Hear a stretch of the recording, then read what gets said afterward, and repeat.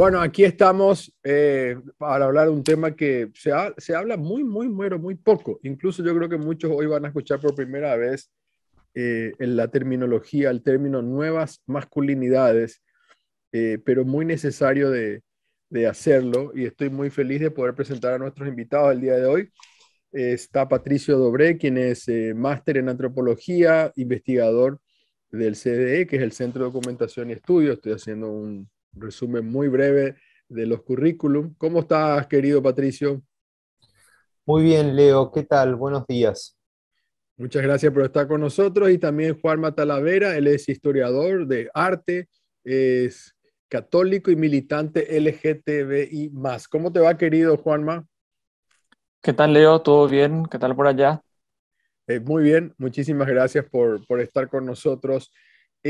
Bueno, yo quiero arrancar estábamos hablando con Connie, con la producción, si a mí me hubiera gustado arrancar directamente por una definición de nuevas masculinidades, pero también pensábamos que tendríamos que arrancar por la palabra género, porque parece ser que tampoco se entiende qué es género, ¿verdad? O hay una confusión en cuanto al término, tanto que algún ministro de Educación emblemático como Riera se le ocurrió sacar la palabra género y todo, ¿no? O sea, me acuerdo muy bien ese momento cuando el propio Cartes, el expresidente, estaba diciendo, yo ni sabía que se hablaba de esto, hay que desterrar la palabra género de la educación paraguaya.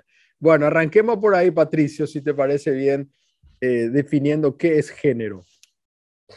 Bueno, antes que nada hay que decir que género es una palabra técnica que proviene del ámbito académico, de los estudios de género, ¿no? Esto es algo que se viene trabajando ya desde los años 70 aproximadamente en el ámbito de universidades, centros de pensamiento y así que también como diferentes organizaciones de la sociedad civil.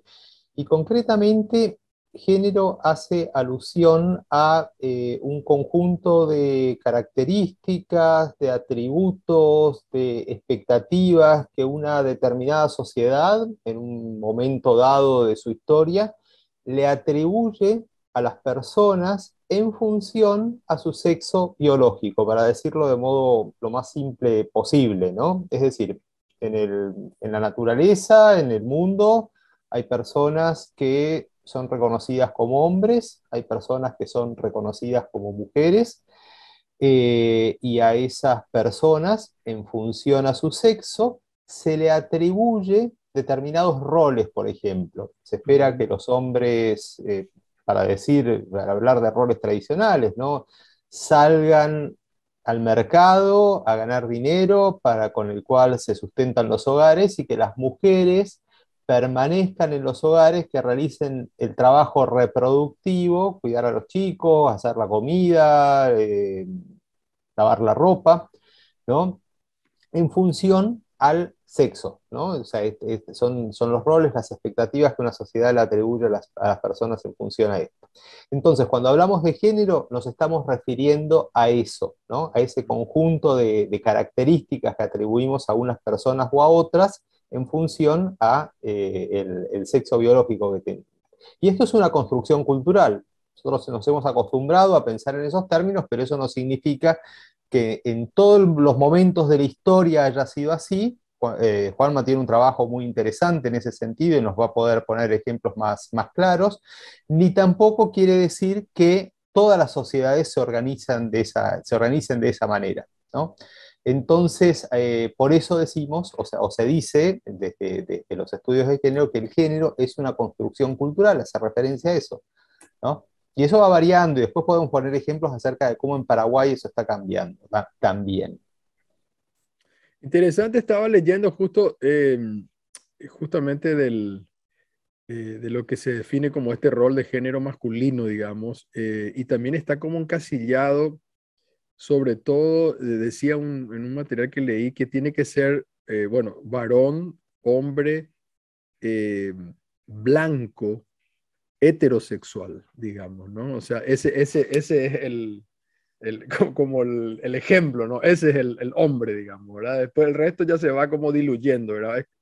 Hay una construcción hegemónica, digamos, en cuanto a cómo se mira a la definición del género masculino, Juanma.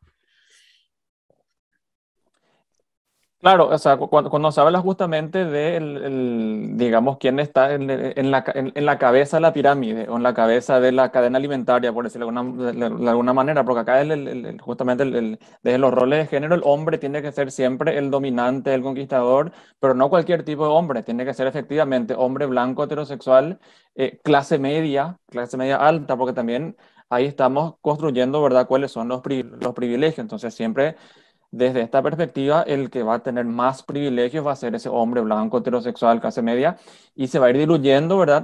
Cisgénero también, o sea, que sea una persona cuyo sexo biológico se coincida, o sea, coincida con su identidad de género.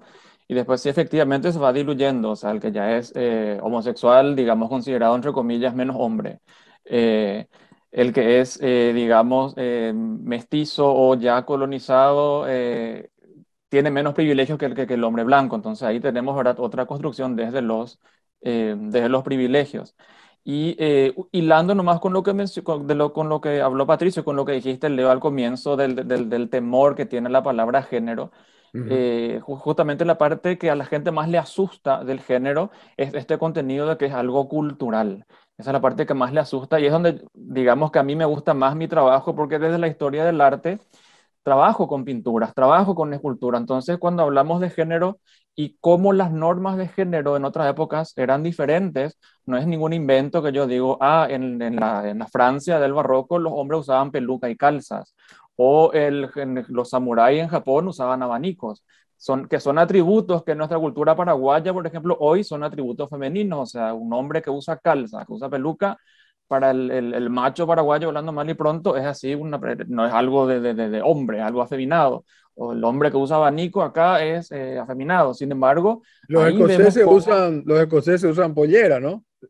claro, los escoceses usan el kilt, que ahí nos muestra justamente cómo eso de que el género es una construcción cultural, es algo que se da, no es ningún invento, no es que ahora nomás el progresismo quiere traer esto para decir que cualquier cosa ya es cualquier cosa, que no hay ninguna definición de nada, sino que el género tiene un constructo también, obviamente, cultural, y eso es algo que se puede medir, es algo que se puede ver, no solamente con respecto al pasado, sino con lo que es hoy en día. El caso de los escoceses es un ejemplo concreto del presente, de una norma de género que existe hasta hoy en día, ¿verdad? Que el hombre puede usar no cualquier tipo de falda, pero sí la falda tradicional escocesa, pero que eso nos dice, ¿verdad?, que efectivamente el género depende no solamente de la época, sino que en la misma época también depende de la cultura, porque una Ujú. cultura escocesa es completamente diferente a la cultura paraguaya. Y en la cultura paraguaya, digamos, las normas de género son súper rígidas, o sea, no es que hay, digamos, diversidad. Ahora de poquito se comienza a hablar, pero falta. Y para hacer eso hay que justamente comenzar con la palabra género y dejar de tenerle miedo a esta palabra. Claro, hay que, como se dice ahora mucho, desconstruir ciertos conceptos, ¿no? Y bueno, y Patricio, claro, es una construcción cultural y eso es muy difícil y eso choca de frente, ¿no? Porque se supone que el varón, el hombre, y esto empieza desde chico, y ahí te quiero preguntar, ¿no? Porque uno nace y ya se empieza a educarle al varón como el hombrecito, como el que tiene ciertos roles y si se le ocurre tener otra mirada, ya puede ser tratado desde chiquitito de cuñaí, de maricón, o sea, como que ya desde chiquitito nos meten eso en la cabeza. El género realmente masculino es, tiene un modelo, un prototipo, digamos, y si vos te Claro. moves un poco, ya sos maltratado. Sí, a ver, varias cosas. En primer lugar, bueno, una de las características fundamentales del pensamiento es que pensamos con categorías, ¿no? Para pensar necesitamos determinadas categorías para ubicar los entes de la realidad, ¿no?, en un mundo más o menos inteligible. Las categorías de masculino y femenino son dos categorías fundamentales, ¿no?, en la historia de la humanidad para construir pensamiento. Ahora bien, es importante entender que esas categorías o lo que entra dentro de cada una de esas categorías puede ir variando, ¿no?, como decíamos recién, a lo largo de la historia y en diferentes sociedades. Ahora bien, lo que vos estabas señalando acerca de cómo aprendemos a ser hombres desde pequeños tiene que ver con la construcción de nuestra masculinidad, ¿no?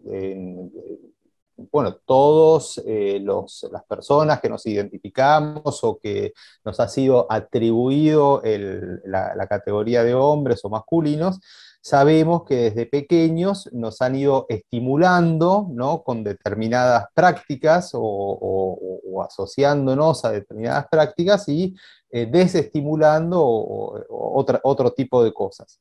Entonces, esos condicionamientos responden a lo que estaba señalando Juan Manuel anteriormente, ¿no? A determinados ideales acerca de cómo tenemos que ser los hombres, ¿no? Los hombres tenemos que ser fuertes, los hombres tenemos que ser dominantes, los hombres tenemos que ser proveedores, los hombres tenemos que ser procreadores, es decir, hay un conjunto de características dominantes, hegemónicas, que se atribuyen a la masculinidad. Y a eso llamamos masculinidad hegemónica, es el concepto dominante de masculinidad en nuestra sociedad, ¿no?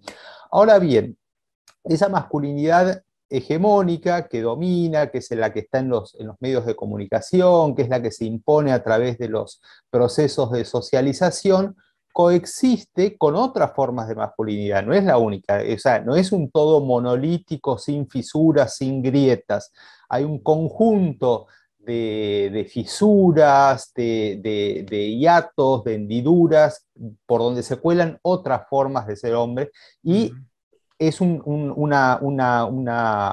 como es una categoría en constante devenir. Si nosotros pensamos, o sea, voy a poner ejemplos así muy inmediatos, mi caso, yo no soy la misma persona que era cuando crecí, cuando fui adolescente, ¿no? Es decir, de adolescente, bueno, era como ustedes seguramente, ¿no? Tenía un conjunto de ideas, bueno, que heredé así bastante, quizás que ahora cuestiono, y eso a lo largo de mi vida, por diferentes situaciones, las he ido como reconsiderando, revalorándolas. Entonces eso es algo que ocurre tanto en el plano individual como en el plano social, es decir, las ideas acerca de lo que es propio de los hombres van transformándose, ¿no? A lo largo del tiempo en nuestras sociedades. Y no es lo mismo ser hombres en Paraguay hoy en día, en determinados contextos, que ser hombres, que lo que fue ser hombres hace 20 o 30 años, ¿no? Y entonces, bueno, a eso estamos refiriéndonos cuando decimos que la masculinidad es una categoría cultural, ¿no? Eso no quiere decir que nos vamos a cambiar de sexo y cosas así que muchas veces desde el pensamiento conservador bueno, se suele decir y no tiene nada que ver con estas discusiones que estamos teniendo. Claro, no, Eso es porque ahí se otra va a cosa. llevar y yo estoy seguro que hay gente que está escuchando y va a seguir reivindicando, ¿no? El hombre tiene que ser macho, tiene que usar armas desde chiquitito y que regalarle una pistola, tiene que ser el que defienda, tiene que ser el que no llora. Claro. Y por eso estaba pensando, ¿no? Por qué se mantiene o se piensa que el sexo que se nos asigna, digamos, desde que nacemos, es el que nos define nuestra identidad, digamos? Esta es toda una gran pregunta, Juanma. Claro, bueno, ahí ya va a haber otro concepto que de repente ya es tipo física cuántica, sobre todo para la gente conservadora, ¿verdad? El concepto de la identidad de género. Ujú. Eh, Nacemos, ¿verdad? Con un sexo biológico, pero eso no va a ser, digamos, lo que nos va a definir siempre, porque después uno a sí mismo, digamos, se percibe. O sea, el concepto de identidad luego es el concepto de cómo yo me percibo. No es que solamente la identidad de género habla de cómo yo me autopercibo, sino que el concepto de identidad luego trae consigo en su definición la autopercepción, cómo yo me percibo. Pero sí, justamente el problema que tienen, o sea, que tienen los roles de género es eso de que ya se te encasilla, vos nacés y según seas, digamos, varón o mujer, ya te tiro todo este conjunto de reglas que tenés que cumplir, reglas que no cambian, o sea, eso es lo que piensa la gente, ¿verdad? Tradicionalmente, que eso no cambia, que eso siempre fue así, y que esas normas de género uno tiene que cumplirlas a lo largo de la vida, y como efectivamente lo estuvo mencionando recién Patricio, o sea, el ser humano cambia, el ser humano va evolucionando de manera personal y también de manera social. Ya el mismo Heráclito de Éfeso decía, es imposible bañarse en un río dos veces, porque ni yo soy el mismo después de bañarme, ni el río es el mismo. O sea, estamos en un complejo flujo de cambio a nivel individual, o sea, a medida que vamos viviendo nuevas cosas, nosotros también nos replanteamos nuevas cosas también, nuevos conocimientos, nuevas experiencias y también a nivel social. Y eso es justamente la importancia que tiene conocer las normas de género, los roles de género, su factor social, su factor cultural, para reconocer que hay también una diversidad en ello, que no hay una sola masculinidad, lo que decía Patricio, la masculinidad hegemónica, sino que de que también hay otros tipos de masculinidad que son también el resultado de ese proceso de cambio, de ese cambio individual y de ese cambio social, y que hoy en día tenemos la ventaja por este flujo de información, por los estudios de género, por el intercambio también de información que tenemos, que nos permite reconocer que efectivamente el género es mucho más diverso de lo que creemos y que la masculinidad no es una. Entonces, de ahí la importancia de la deconstrucción, de tomar justamente eso que creíamos que era siempre así, que era siempre lo mismo, que no cambiaba, por ejemplo, y decir, no, el género es mucho más, el género también es diverso, el género, o sea, la masculinidad no es una sola, y de comenzar a construir algo nuevo a partir de este nuevo conocimiento que tenemos y no quedarnos nomás, ¿verdad?, en repetir el discurso de siempre y sobre todo en un discurso desactualizado. El otro día con la entrega de los premios Oscar, Will Smith se levanta y le pega a Chris Rock, ¿no? En todo vimos eso, esa escena, aunque sea en redes sociales y es que no se vio en directo. Y yo empecé a leer muchos artículos y muchos apuntaban a este tema del que estamos hablando ahora, ¿no? O sea, Chris Rock hace un chiste, después podemos opinar si estuvo bien, mal, por qué, pero tiene que ser el hombre que le defienda a su mujer, digamos, el que así nos enseñaron, ¿no? Se tiene que levantar y está bien que le dé un golpe, porque le hizo un chiste a mi mujer, ¿verdad? O si esto ocurre en un bar y alguien le mira mal, yo tengo como hombre, como macho que soy, digamos, ir a defenderle y si tengo que pegarle al otro, le voy a pegar también, no hay ningún problema. Y está bien visto eso, Patricio, digamos. Hiciste un poco de ese análisis con relación a la bofetada de Will Smith, digamos, y cómo eso también tiene que ver con esta construcción que estamos hablando, del hombre, del macho, del masculino. Claro, ahí hay varias cosas que están presentes en esa pequeña anécdota, ¿no? Protagonizada por Will Smith. Por un lado, el mandato al que vos estabas haciendo referencia, ¿no? El hombre tiene que comportarse de una manera violenta. Por otra parte, también hay otra cosa que todavía no hemos hablado con más detalle, ¿no? Que tiene que ver con cómo ese mandato implica que los hombres tienen que hablar por las mujeres, y eso es una cuestión que hay que revisar de manera seria, ¿no? Es decir, lo que Will Smith estaba sugiriendo es que él tenía que corregir y hablar en vez de de su esposa, que es una persona que podría haber tomado cartas en el asunto por cuenta propia, ¿no? Ella no necesita que venga el otro a decirle al agresor, en este caso, qué es lo que tiene que hacer, ¿no? Entonces ahí se introduce otra cuestión, que es la que quería colocar, que tiene que ver con las relaciones de poder que están atravesadas, ¿no? O que se dirimen dentro de estas categorías, dentro de las categorías de género. Es decir, para resumirlo, el género funciona dentro de una sociedad que está estructurada de modo asimétrico. Hay personas, grupos que tienen más poder, personas o grupos que tienen menos poder. a partir del reconocimiento de estas diferencias entre hombres y mujeres, a los hombres se nos atribuye mayor poder.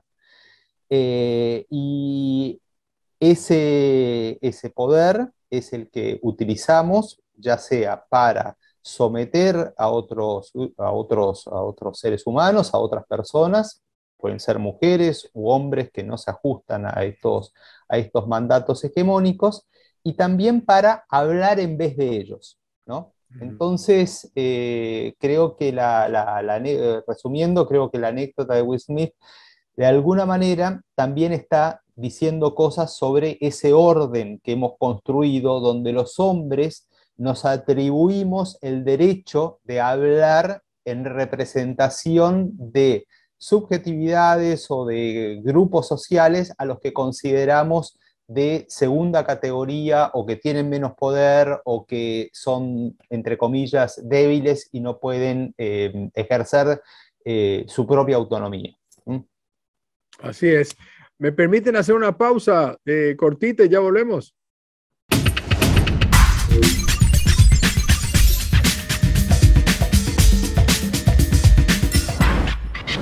Bueno, ahora sí vamos a definir qué son las nuevas masculinidades. No sé si Juanma quiere arrancar, lo quiere hacer Patricio, porque estuvimos hablando de género, más que nada del rol hegemónico del varón, de lo que es ser, del defensor, de los estereotipos, de alguna manera. Pero bueno, ¿qué serían las nuevas masculinidades?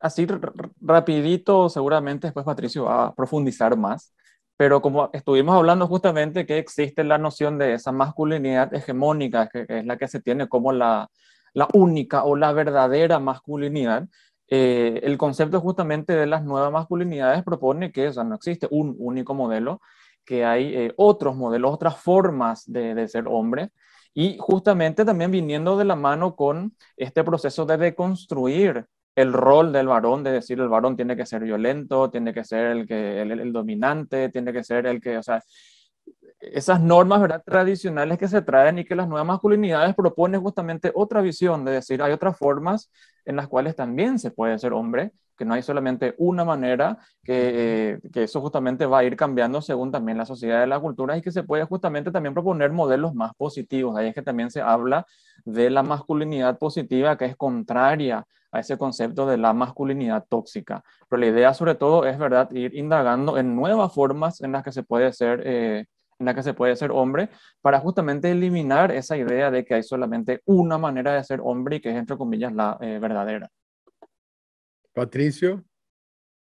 Sí, yo quisiera colocar algunos ejemplos que hacen alusión a este concepto que acaba de describir Juanma acerca de nuevas masculinidades, ¿no? Es decir, estábamos hablando de género, estábamos hablando de cómo los roles se distribuyen de una manera desigual, muchas veces injusta, cómo el poder está repartido de forma desigual. Entonces, las nuevas formas de ser hombres, de construir estas masculinidades de modo más positivo, tienen que ver con cuestiones tales como repartir el poder, por ejemplo, no acaparar todo el poder, no adoptar actitudes de dominación, de imposición, sino tener como una forma de estar en el mundo donde los recursos, donde las oportunidades se distribuyen de manera más igualitaria entre hombres y mujeres, entre distintos tipos de hombres, ¿no? Esta es una de las características de lo que denominamos nuevas masculinidades. Otra cuestión, otra característica que está asociada a esta nueva forma de ser hombres es todo lo que tiene que ver con los roles, ¿no? En nuestras sociedades tradicionales hemos atribuido a las mujeres los roles reproductivos, es decir, el rol del cuidado de niños y niñas, o personas ancianas o enfermas, el trabajo doméstico, todo este tipo de tareas nos hemos acostumbrado a recargarlas sobre las mujeres, ¿no? Entonces, esto supone una sobrecarga de trabajo, una limitación para que las mujeres puedan desarrollar otro tipo de actividades, de insertarse en mejores condiciones en el mercado laboral, por ejemplo, o de participar en la política. Bueno, las nuevas masculinidades tienen que ver con compartir esas responsabilidades, de hacernos cargo. La reproducción de la vida, es decir, todo el trabajo doméstico, todo el trabajo que se hace en la casa, todo el trabajo de cuidados tiene que ver con la reproducción de la vida, ¿no? Gracias a ese trabajo es que hay vida, es que hay trabajadores y trabajadoras que se suman al mercado laboral, o personas que, qué sé yo, hacen arte, es decir, todo eso. La condición de posibilidad es que existe ese trabajo reproductivo. Y eso es una responsabilidad que tiene que ser compartida, no la podemos atribuir exclusivamente a las mujeres. Entonces, en concreto, eso quiere decir hacernos cargo de lo que nos toca en ese ámbito. Quiere decir, para ponerlo en términos muy concretos, lavar los platos, dedicar tiempo al cuidado en condiciones de igualdad, ¿no? De niños y niñas, hacer las camas, bueno, hacer todo lo que tenemos que hacer para que eso pueda suceder, ¿no? Entonces, ese es otro de los giros, ¿no? Que están asociados a estas nuevas ideas de cómo ser hombres. Y después hay cuestiones, una tercera, y ya con esto cierro, hay otras, pero podemos continuar hablando después, que tiene que ver con los propios beneficios que, desde una perspectiva más egoísta, si se quiere, de lo que implica construir nuestra masculinidad desde otros paradigmas. Tiene que ver con aprender a sentirnos mejor con nosotros mismos, a expresar nuestras emociones, a permitirnos formas de sensibilidad, ¿no? Expresiones de la sensibilidad que esas masculinidades hegemónicas no nos autorizan, no nos permiten, porque estaríamos quebrando con esos mandatos de ser duros, de ser violentos, ¿no? Entonces, esas formas de relacionarnos con nosotros mismos, esas nuevas formas de relacionarnos con nosotros mismos y con los demás, más afectuosas, más abiertas, también suponen un beneficio para nuestra vida misma, para nuestro bienestar en este mundo, ¿no? Entonces, no solamente es una cuestión de igualdad, que lo es y es el nudo central de esta cuestión, sino que también es una cuestión personal de bienestar propio. ¿Y por qué te parece, Juanma, que es importante que hablemos de estas nuevas masculinidades? ¿Qué es lo que puede cambiar si insistimos con este tema y si hablamos como lo estamos haciendo ahora? Ufa, la verdad que muchísimo. Si lo queremos contextualizar, por ejemplo, en la realidad paraguaya, yo creo que en primer lugar las primeras personas en ser beneficiadas con esta nueva masculinidad van a ser las mujeres, porque, o sea, convengamos que la cosificación de la mujer en Paraguay es justamente una consecuencia directa de esta masculinidad tóxica. O sea, eso es decir que la mujer es mi propiedad, que nadie le puede mirar a mi propiedad, que si vos le hablas a mi propiedad yo te puedo garrotear, o el que si yo quiero vender, no sé, tapa para empanada, puedo poner en la publicidad de una mujer semidesnuda. Entonces, esta cosificación de la mujer y también la violencia hacia la mujer, porque el hecho de, o sea, el hombre que se siente agredido en su masculinidad cuando una mujer le deja, cuando una mujer comienza a hablar con otro varón, y que ahí lleva eso a la violencia, entonces las primeras beneficiadas van a ser, por supuesto, las mujeres en una sociedad tan machista como la nuestra. De ahí la importancia, ¿verdad?, de estas nuevas masculinidades que, como también comentaba Patricio, ¿verdad?, lo de separar también hacer más igualitario el tema del poder, qué sé yo, en política, por ejemplo, en un país que más de la mitad de la población son mujeres, pero a nivel político eso no se traduce en representatividad. Entonces tenemos más hombres en política que mujeres en política, porque también el machismo no ve a la mujer como alguien que pueda tener una posición de mando, ya que según esta teoría, ¿verdad?, de la masculinidad hegemónica, solamente el hombre el que tiene liderazgo. Entonces ahí, eso justamente a nivel social, vamos a ver, en primer lugar, ¿verdad? Que van a estar más beneficiadas las mujeres, pero también nos va a beneficiar a los hombres. Por ejemplo, a los hombres no se nos enseña cómo manejar nuestras emociones. Se nos dice, ¿verdad? El hombre tiene que ser duro, el hombre no tiene que llorar, el hombre no tiene que sentir nada. Y eso se traduce también en que a la hora, por ejemplo, de, no sé, una ruptura amorosa, no sepamos cómo manejar nuestras emociones, que se recurra a la violencia como mecanismo número uno, mecanismo número dos, el tragarse todo y explotar por dentro. O sea, en psicología se habla mucho de el tema, por ejemplo, cómo los varones tienen más predisposición a la depresión, pero porque justamente lo consideran como una falla, o sea, como una caída, como una debilidad del ir al psicólogo, por ejemplo, la psicóloga, porque no se nos enseña a manejar las emociones. Y después también el tema de justamente hay hombres que les gusta explorar su sensibilidad, les gusta explorar su lado artístico, eh, quieren, digamos, profesiones, o sea, dedicarse a profesiones del cuidado y eso culturalmente está visto como algo más relacionado a la mujer. Entonces, digamos, también a los varones nos va a dar más libertad de expresarnos, nos va a dar también más libertad de ser quienes queremos ser. Qué sé yo, si no te gusta el fútbol, puedes jugar vóley, que recuerdo cuando yo era chico, vóley era deporte de nenas, fútbol era el único deporte de nenes. Entonces nos va a dar también más libertades para poder ser quienes queremos ser verdaderamente sin estar sujetándonos a una norma que nos obliga a tener que hacer solamente un tipo X de actividades. Y digamos, entonces explorar también nuestra propia personalidad y trabajar nuestra propia persona de una manera mucho más diversa, mucho más amplia y que no sea someternos nomás a seguir las normas de siempre. Así que yo creo tanto varones como mujeres vamos a terminar siendo sumamente beneficiados por estas nuevas masculinidades. Patricio, escuché una frase, o sea, escuché realmente porque era en un podcast de Pablo Iglesias de España que estaba hablando del caso de Will Smith y eso, y en un momento dado él dijo, el feminismo nos enseña a ser hombre. Y me gustó mucho eso y quiero saber si compartís y si tiene que ver porque parece contradictorio, ¿no? O sea, es el feminismo el que nos enseña a ser hombre. Sí, bueno, lo que pasa es que en este momento el feminismo es uno de los movimientos sociales de pensamiento más potentes bueno, que está desplegándose están desplegándose en el mundo, ¿no? A escala planetaria. Entonces, teniendo en cuenta ese dato, es muy importante prestar atención a lo que está diciendo el feminismo en este momento.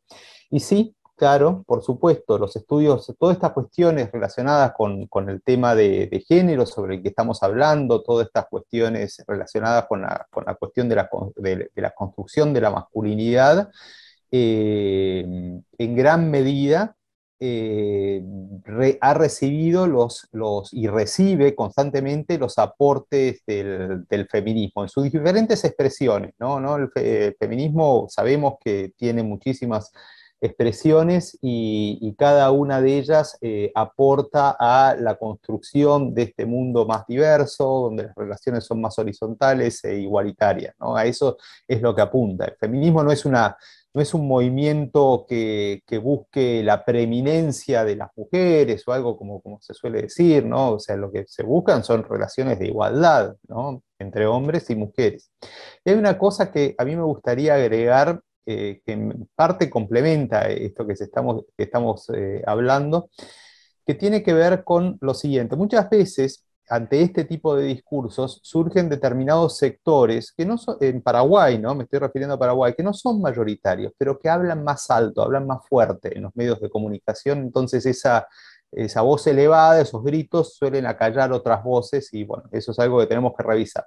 Pero concretamente pasa lo siguiente, que dicen, no, en Paraguay nuestra cultura es una cultura tradicional y estas ideas de género, se los suele llamar ideología de género, son cuestiones que exportamos desde afuera y que no tienen nada que ver con nuestros valores, con nuestras tradiciones y que por consiguiente tenemos que rechazarlas, ¿no? Entonces, hay numerosas evidencias que contestan a este tipo de pensamientos y es importante ponerlas en escena. Voy a poner dos casos, podríamos citar muchos más, pero por cuestiones de tiempo voy a referirme a dos casos. Por ejemplo, el tema del cuidado, de cómo se distribuyen los cuidados. en términos tradicionales, las mujeres son las que se tienen que ocupar de este tipo de tareas porque supuestamente están mejor preparadas para ello, mientras que los hombres deberían ocuparse de conseguir el sustento para los hogares. Entonces, desde esta perspectiva de pensamiento se dice, bueno, así se organiza la sociedad paraguaya, ha funcionado siempre así y no hay por qué cambiar esto. Pero esa idea es muy reductiva acerca de qué es lo que entendemos, o es una idea muy reductiva acerca de qué es lo que entendemos por sociedad paraguaya. No toda la sociedad paraguaya se organiza de esa manera. La sociedad paraguaya es muy diversa y hay otras formas de distribuir las responsabilidades de cuidado. Por ejemplo, las comunidades indígenas en el Chaco.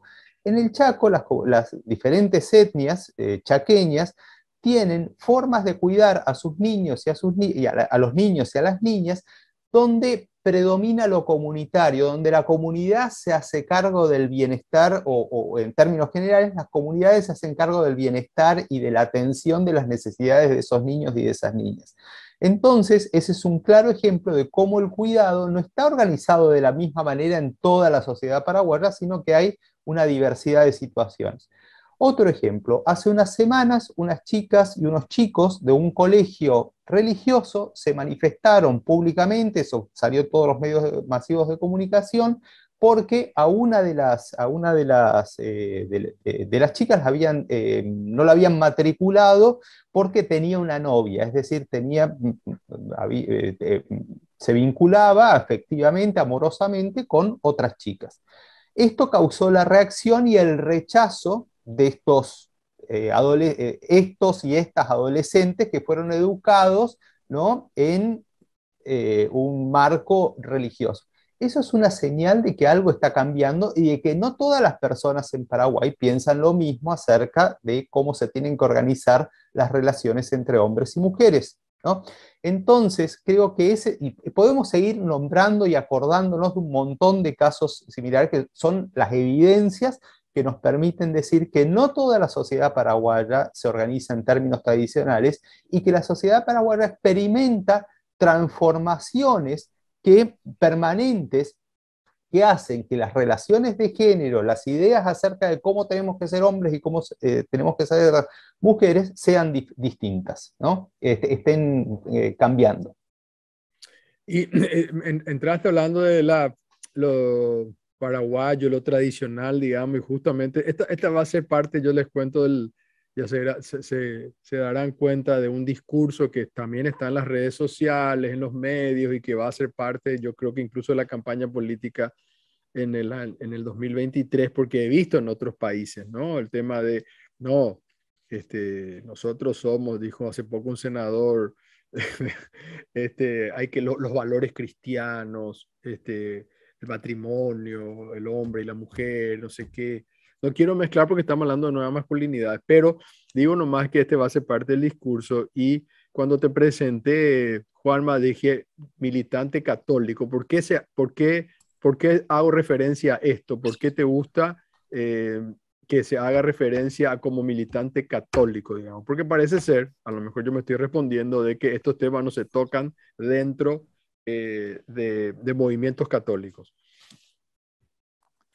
Bueno, acá también tenemos que hacer, o sea, desde el cristianismo hago un mea culpa porque hay que reconocer también que este concepto de la masculinidad hegemónica y de las masculinidades tóxicas también tienen su raigambre en la religión. Si bien, a ver, el patriarcado está en todas partes. Yo creo que primero el patriarcado se metió en las religiones en general y las pervirtió todas, pero desde la religión, obviamente, el patriarcado va a poder doblar y reforzar su discurso para mantener sobre todo este rol en el cual el hombre está a la cabeza y la mujer viene en segundo lugar. Un claro ejemplo de esto lo encontramos en las cartas de San Pablo. O sea, San Pablo es el que dice que la mujer tiene que permanecer callada, que tiene que permanecer siempre sumisa, que no tiene que tener ninguna posición de mando, que no tiene que ejercer liderazgo. Contextualmente, San Pablo se refiere a la mujer en la comunidad cristiana, pero igual, o sea, no se refiere a la mujer en general, pero igual, también vemos ya que desde la comunidad cristiana hay una posición de mando, el hombre a la cabeza, la mujer después, cosa que históricamente no fue así. En los primeros tiempos del cristianismo, las mujeres tenían mucha participación, tenían roles de liderazgo. La misma María Magdalena es considerada apóstola de los apóstoles, o sea, tenían lugares muy importantes. Después, con el paso del tiempo, cuando el patriarcado se va a comenzar a imbuir más y comenzar a conquistar, o sea, tener más poder digamos, en las comunidades cristianas, ahí es que se le va a dejar, digamos, se le va a pasar en un segundo plano.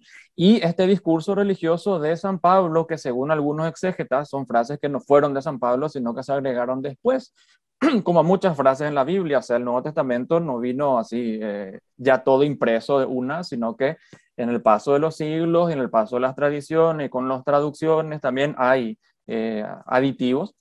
Y justamente eso va a ser el discurso sumamente machista hegemónico que se va a dar desde la religión, y por eso a mí me parece importante que este debate se tenga también en la religión, y sobre todo en el caso de la Iglesia Católica, que es una institución sumamente verticalista y en la cual hasta ahora las mujeres están excluidas del rol, o sea, no existe mujer sacerdote, no existe mujer cargo de obispo, como cosa que, por ejemplo, sí existe en otros credos cristianos tradicionales, como la Iglesia Anglicana, por ejemplo, que tienen obispas, tienen sacerdotisas. Y hoy en día en la Iglesia Católica este debate está, pero está generando mucha roncha. Ahora mismo está, por ejemplo, el sínodo de Alemania, que es un sínodo que se está haciendo sin el permiso del Papa, porque este sínodo justamente quiere tocar el tema de la ordenación de las mujeres, trajo, o sea, son los temas que se están debatiendo, el tema de la ordenación de las mujeres, replantearse la moral sexual, también quieren plantearse las posturas de la Iglesia con respecto a las personas LGBT, pero y también el celibato, pero sobre todo, ¿verdad? Son los temas que sacan roncha, y uno de ellos es lo que nos toca hoy en día, ¿verdad? El tema o sea, lo que nos trae aquí, de este concepto de la masculinidad, que en el campo de la Iglesia, sobre todo la Iglesia Católica, le excluye del liderazgo a las mujeres. En otras comunidades cristianas, en otras iglesias cristianas, se le da también cierta participación, pero están las tradicionales que hasta hoy en día no permiten que las mujeres ni siquiera lean en público, hagan una lectura de la Biblia, que no se encarguen de la catequesis, porque San Pablo dice que la mujer no tiene que enseñar. Entonces, por eso me parece importantísimo que este discurso se tenga, también estas discusiones se tengan desde las iglesias, porque tenemos una deuda histórica, ya que contribuimos desde el cristianismo a poner arriba al hombre y en un segundo plano a la mujer. Entonces es necesario que también el cambio se dé desde el discurso religioso. Sí, yo creo que pasa, y ya nos vamos, y le agradezco el tiempo, casi, no sé, en todas las religiones, ¿no? O sea, en el judaísmo también. Conozco el caso de una chica paraguaya que es rabina, digamos, pero no, otras corrientes no las aceptan, digamos, como rabinas. Dentro del islamismo la misma cosa. En el hinduismo, digamos que conozco un poco más, aunque aparece Krishna y Radha como que son hombre y mujer, una pareja más divina, no solamente el varón, igual también hay muchísimo machismo, digamos, claramente. Así que me parece que este es un tema para otro momento, y justo que estamos en Sábado Santo, no sé si es el día. Queridos, muchísimas gracias por el tiempo, Juanma, Patricio, muy amable por estar aquí en Made in Paraguay. Muchas gracias a vos, Leo, por habernos invitado a charlar sobre estos temas, y bueno, espero que podamos continuar haciéndolo. Que así sea. Gracias, Juanma. Gracias, Leo, las órdenes siempre. Nosotros hacemos una breve pausa y ya volvemos.